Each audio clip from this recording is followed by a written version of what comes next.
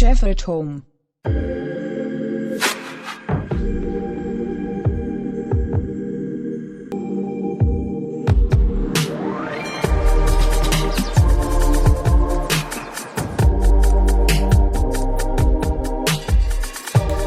അപ്പോൾ നമ്മൾ ചെയ്യാൻ പോകുന്നത് ഇപ്പോൾ കോക്കനട്ട് ലഡു ആണ്. അത് തയ്യാറാക്കാനായിട്ട് ആദ്യം നമ്മൾ പാനിലേക്ക് അല്പം നെയ്യ് ഒഴിക്കുകയാണ്. ആ നെയ്യ് ചൂടായി വന്ന് കഴിയുമ്പോൾ നമ്മൾ കുറച്ച് കാഷ്യൂനട്ട് ഫ്രൈ ചെയ്ത് മാറ്റുകയാണ്. കാഷ്യൂനട്ട് നമ്മൾ ഗാർണിഷിന് വേണ്ടിയാണ് യൂസ് ചെയ്യുന്നത്.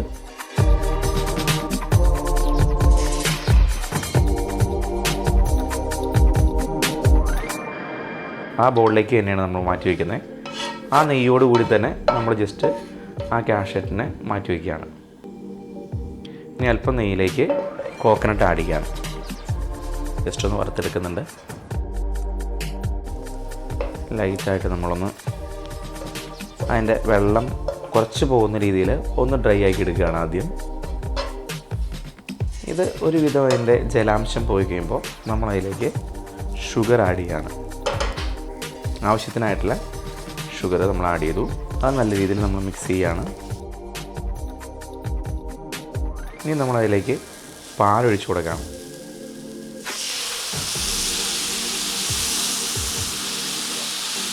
ഇത് തേങ്ങയുടെ വെള്ളമുണ്ട്, പഞ്ചസാരയുടെ ജലാംശം, മിൽക്കിൻ്റെ വാട്ടർ കണ്ടൻറ്റ്. അപ്പോൾ ഇത്രയും സംഭവങ്ങളാണ് നമുക്ക് ഇതിൽ ജലാംശമായിട്ടുള്ളത്. ഇതിനെ നമ്മളൊരു തിക്കാക്കി എടുക്കുകയാണ്. നല്ല രീതിയിൽ തിക്കാക്കി എടുത്താൽ മാത്രമേ നമുക്കിത് ബോളായിട്ട് പിടിക്കാൻ പറ്റുള്ളൂ. കുറച്ച് ഫയർ കൂട്ടിയിട്ടാണ് നമ്മൾ.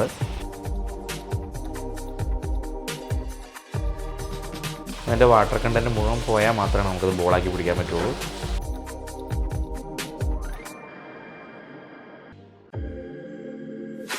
ഒരു പിഞ്ച് ഏലക്കാപ്പൊടി ഇട്ട് കൊടുക്കുകയാണ്. ഇത് ഈ ഷുഗർ ഇത്രയും കുറച്ച് മെൽറ്റ് ആയതുകൊണ്ട് എൻ്റെ കളർ കുറച്ച് ഡിഫറെൻ്റ് ആയിട്ടിരിക്കുന്നത്. ഇത് ഷുഗർ ഒഴിച്ചപ്പോൾ തന്നെ നമ്മൾ പാൽ ഒഴിക്കുകയാണെങ്കിൽ ഇതിൻ്റെ കളറിനൊരു വ്യത്യാസവും വരില്ല. ഓക്കെ, റെഡി ആയിട്ടുണ്ട്. ഇനി നമുക്കിതിനെ ജസ്റ്റ് ഒന്ന് ചൂടാറാൻ വയ്ക്കാം. ഇതിൻ്റെ ജലാംശം ഏകദേശം പോയിട്ടുണ്ട്. ഇനി നമുക്കിതിനെ ബോളാക്കാവുന്ന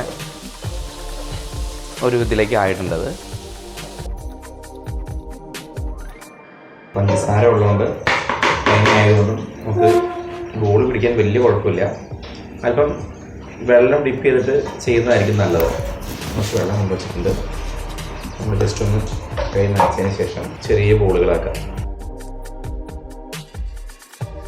ചെറിയ ബോളുകളാക്കി നമ്മളിതിൻ്റെ സൈഡിൽ തന്നെ വയ്ക്കാം.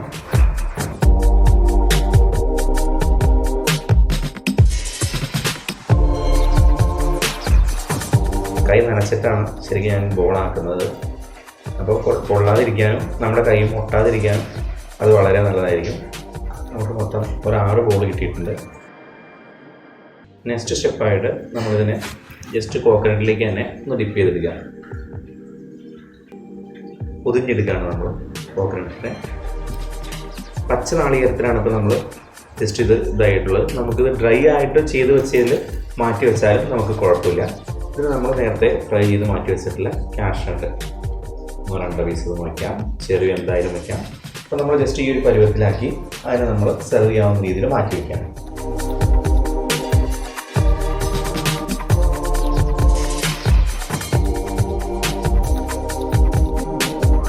നാളികേരത്തിൽ അതിനെ നല്ലോണം മുക്കി പുരട്ടിയെടുക്കുകയാണ്.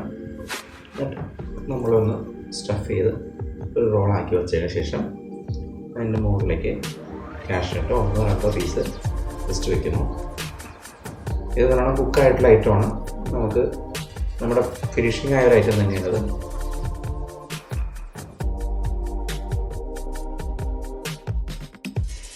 ഏത് ഷേപ്പിൽ വേണമെങ്കിൽ നമുക്കിതിനെ മാറ്റാം. റൗണ്ടായിട്ടാണെങ്കിൽ റൗണ്ടായിട്ട് തന്നെ കൊടുക്കാം.